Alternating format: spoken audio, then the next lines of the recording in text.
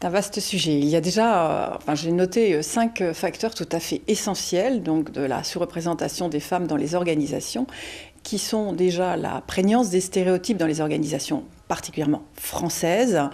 Les stéréotypes, c'est-à-dire les croyances associées aux soi-disant compétences féminines, à savoir le caractère émotif de la femme et sa faible compétence à diriger des équipes. Donc ça, c'est déjà un premier aspect très fondamental. Le deuxième facteur clé est en France la concentration du pouvoir, qui est une tradition française. Donc le pouvoir est très concentré et les femmes n'ont pas forcément accès aux réseaux qui leur permettent donc d'entrer dans ces cercles de pouvoir extrêmement fermés.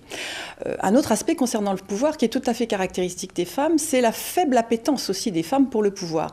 Les femmes ont une conception historique et culturelle très virile du pouvoir et donc ont du mal à s'imaginer dans des postes non pas de dirigeantes mais d'exercice du pouvoir, et le mot est fort.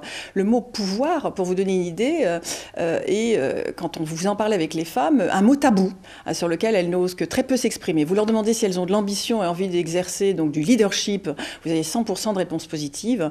Dès que vous les questionnez sur l'exercice du pouvoir, rien que le mot pouvoir en lui-même est un tabou. Voilà, ça c'est le troisième facteur extrêmement important. Il y a également un quatrième facteur donc, que j'ai noté, qui est aussi lié, je dirais, aux compétences ou au comportement spécifique des femmes, qui est leur difficulté à oser, donc à se mettre en avant, à oser demander des augmentations de salaire, à négocier pour leur carrière, à oser monter sur scène et affirmer leur talent d'orateur ou affirmer leurs résultats. Donc les femmes ont beaucoup de difficultés encore aujourd'hui dans les organisations françaises à se mettre en avant, à oser. Voilà.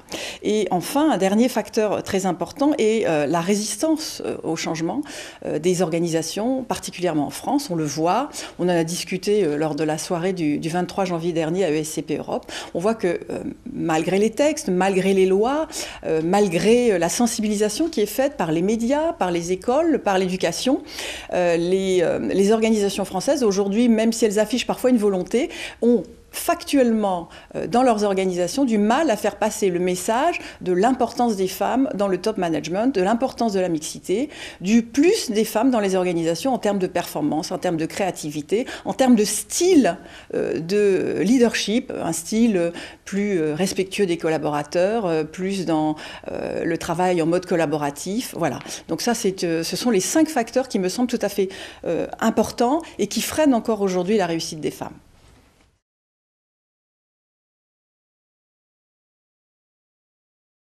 Oh non, les femmes ne manquent absolument pas de leadership. Elles manquent peut-être d'un leadership de type, je dirais, adapté aux organisations telles qu'on les rencontre souvent en France. Les organisations en France ont plutôt valorisé jusque-là des modèles masculins.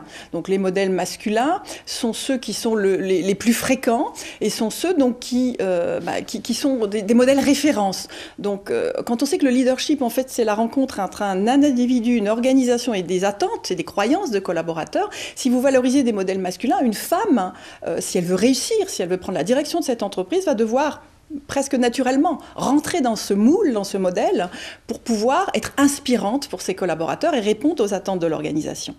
Alors ça pose un souci parce que les femmes n'ont pas forcément envie de ce modèle-là et ne sont peut-être pas naturellement dans ces différentes dimensions plutôt masculines.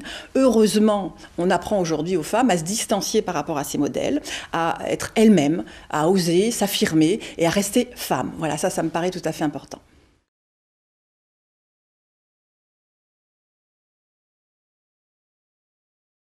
Complètement, hein, comme on le disait il y a quelques instants, il y a des aspects, je dirais, identitaires qui sont à renforcer via la formation, la capacité à s'affirmer, à rester femme, à endosser le rôle d'un dirigeant, à être dans une posture de pouvoir tout en restant soi-même.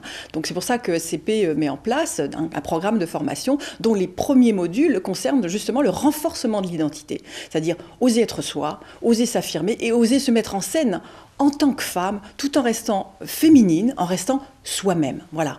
Et donc le deuxième aspect qui est extrêmement important, c'est cette capacité à développer des habilités que je définirais comme politiques, c'est-à-dire une capacité d'influence, une capacité à incarner un certain style de leadership. Donc pour ça, il faut pouvoir en formation s'entraîner, s'exercer, débriefer sur des situations qu'on a vécues pour pouvoir, je dirais, développer toutes ces qualités et toutes ces compétences nouvelles qui sont indispensables dans les organisations au top management.